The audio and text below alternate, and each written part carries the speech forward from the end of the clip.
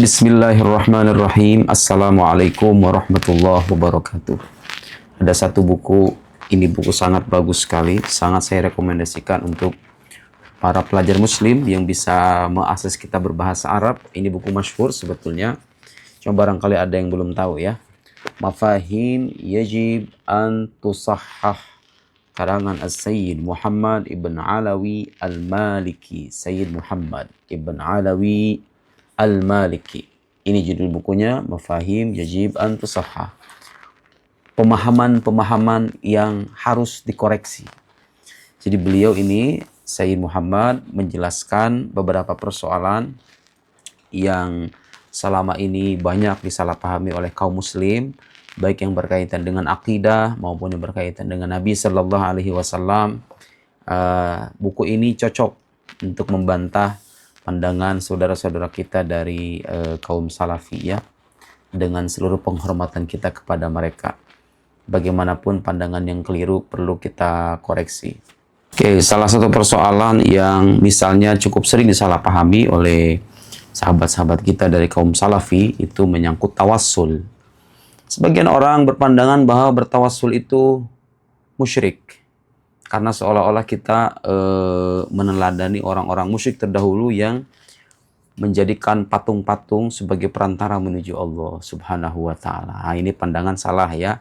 Jadi kaum muslim khususnya warga NU biasanya bertawassul itu sebetulnya tidak ada di antara mereka yang menyembah sesuatu selain Allah, itu nggak ada.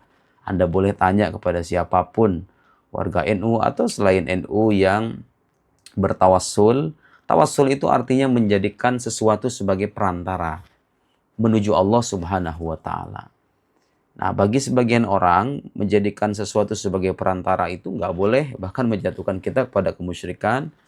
Nah, biasanya yang mereka jadikan alasan itu adalah kebiasaan orang-orang musyrik terdahulu menjadikan patung-patung sebagai perantara juga menuju Allah Subhanahu wa Ta'ala.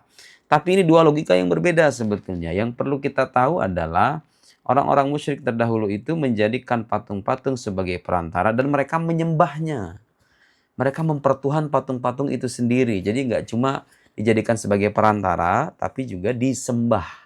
Nah, sekarang nggak ada orang Islam yang ketika ziarah kubur, bertawassul, itu menyembah sosok yang mereka jadikan perantara, itu nggak ada. Nah, sekarang ini perlu kita koreksi ya, supaya tidak ada salah paham.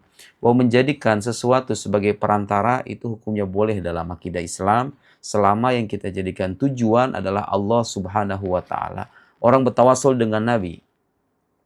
Ada hadis-hadisnya yang mengafirmasi bahwa dulu seorang sahabat pun bertawassul dengan Nabi Sallallahu Alaihi Wasallam. Bertawassul dengan selain Nabi, dengan orang-orang saleh, dengan para wali, boleh nggak?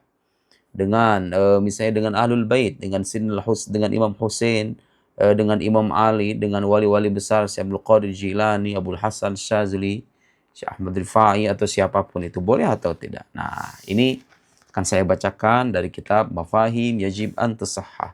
Perhatikan baik-baik ya. Wathani, poin yang kedua ingin saya ringkas, anna tawassul ilallah bi ahlil fadl wal alam huwa fit tahqiq tawassulun bi a'malihim as-salihah wa mazayahum al-fadilah.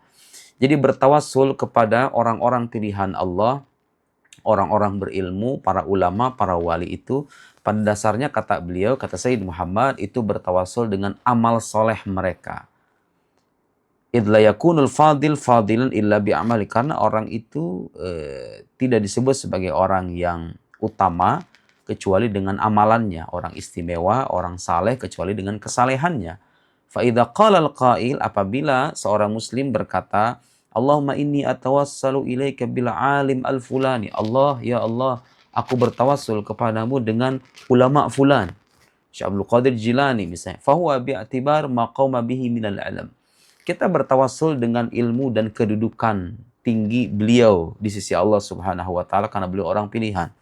Wa qad thabata fis sahihain. Nah, ada dalam hadis Sahih Bukhari dan Muslim wa ghairihima, dan selain keduanya, anna Nabi sallallahu alaihi wasallam hakka anits thalatha alladzina intabaqat alaihimus sakhrah anna kulla wahid minhum tawassala ila Allah bi a'dham amalin amilahu fartafa'atis sakhrah.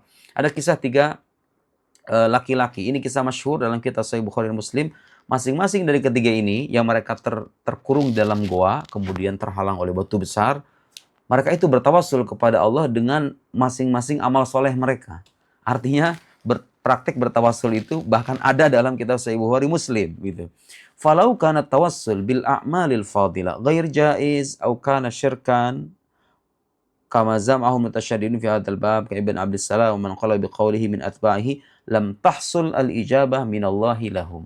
Kalau seandainya bertawassul itu merupakan kemusyrikan, Allah nggak akan mengijabah doa mereka yang tiga orang itu, dan doa mereka diijabah dengan tawassul itu.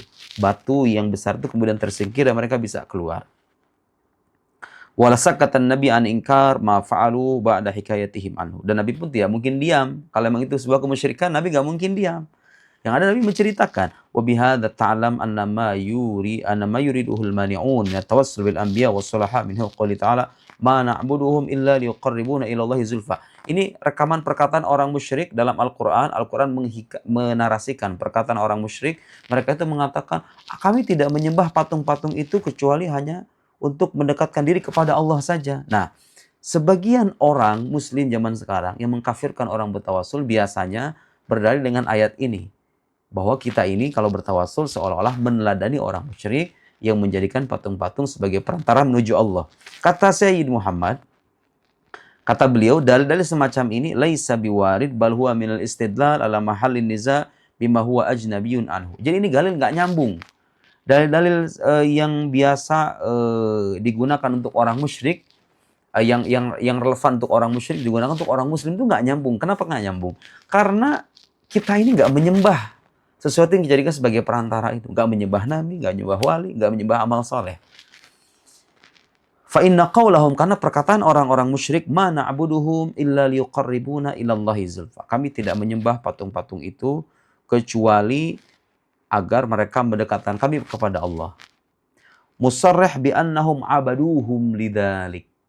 Itu bukti jelas bahwa orang-orang musyrik itu dilarang oleh Al-Quran berkata atau menjadikan patung-patung sebagai perantara karena mereka menyembahnya.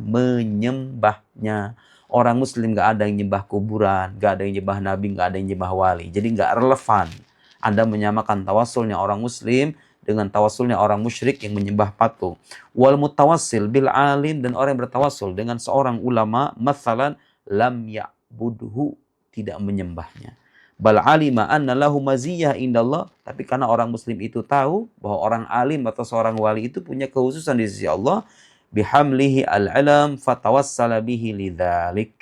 Karena kita tahu Syekh Abdul Qadir Jailani, Imam Abdul Hasan Syazili, Imam Said Rifai, Imam Muhammad Hafidh At-Tijani, atau siapapun itu wali-wali besar, termasuk para sahabat, termasuk orang-orang soleh yang lain, karena kita itu bertawassul dengan mereka sebagai bentuk kerendahan hatian kita. Kerendahan hatian kita, jangan-jangan kalau kita dengan banyak kekotoran diri kita ini nggak bisa mendekatkan diri kepada Allah, barangkali melalui mereka kita bisa lebih dekat. Sah-sah saja, itu tidak bertentangan dengan akidah. Wa kadzalika qaulu fala tad'u ma'allahi ahada. Begitu juga dengan firman-Nya fala tad'u ma'allahi ahada, dan janganlah berdoa kepada fala tad'u ma'allahi ahada, janganlah menyeru salah seorang pun gitu ya bersama Allah. Ya, jangan kita itu Al-Qur'an melarang kita untuk berdoa kepada siapapun atau memohon kepada siapapun selain Allah. Kata beliau ayat ini fa innahu nahyun an ayyudda'a ma'allahi ghairuhu. Itu berupa larangan agar tidak ada sosok yang dijadikan sandaran kita berdoa selain Allah. Anda misalnya berdoa kepada wali, Anda juga berdoa kepada Allah. Itu yang dilarang. Tapi orang-orang yang bertawassul itu nggak berdoa kepada wali. Itu hanya menjadikan perantara saja. Doa kita itu kalau berdoa, kita itu nggak menunjukkan doa kita kepada wali atau kepada nabi. Nggak. Doa kita itu kepada Allah saja. Ka'iyakul ya Allah wa ya fulan, ya Allah ya fulan. Nah, itu kita menyembah dua-duanya, itu yang nggak boleh.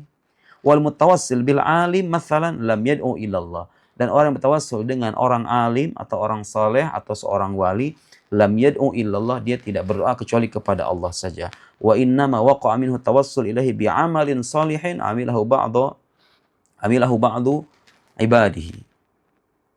Jadi orang yang bertawassul dengan orang alim itu pada hakikatnya bertawassul dengan amal soleh yang dilakukan oleh sebagian hambanya. Kama tawassal ats-tsalatsa alladzina intabaqat alim sakhra bisalihi amalim. Sebagaimana bertawassulnya 3 orang yang dikisahkan dalam Sahih Bukhari dan Muslim tentang 3 orang yang bertawassul dengan amal solehnya. Walhasil, kesimpulannya tawassul dengan orang soleh, dengan para nabi itu bukan musyrik. Musyrik itu kalau kita menyekutukan Allah, menjadikan wali sebagai Tuhan selain Allah, menjadikan Nabi sebagai Tuhan selain Allah, dan tidak ada orang muslim bertawassul yang berkeyakinan semacam itu. Semoga bermanfaat. Wassalamualaikum warahmatullahi wabarakatuh.